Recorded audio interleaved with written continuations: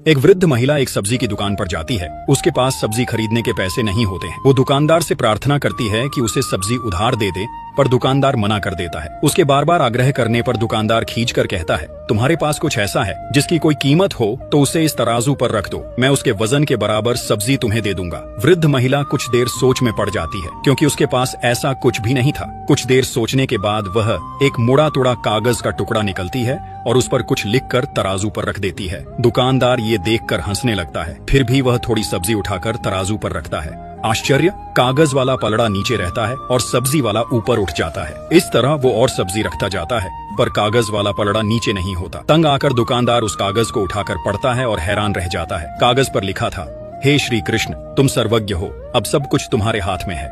दुकानदार को अपनी आंखों पर यकीन नहीं हो रहा था। वो उतनी सब्जी वृद्ध महिला को दे देता है। पास खड़ा एक अन्य ग्राहक दुकानदार को समझाता है कि दोस्त, आश्चर्य मत करो, केवल श्री कृष्ण ही जानते हैं कि प्रार्थना का क्या मोल होता है। वास्तव में प्रार्थना में बहुत शक्ति होती है, चाहे वो 1 घंटे की हो या 1 मिनट की। यदि सच्चे मन से की जाए तो ईश्वर अवश्य सहायता करते हैं। अक्सर लोगों के पास ये बहाना होता है कि हमारे पास वक्त नहीं, मगर सच तो ये है कि ईश्वर को याद करने का कोई समय नहीं होता।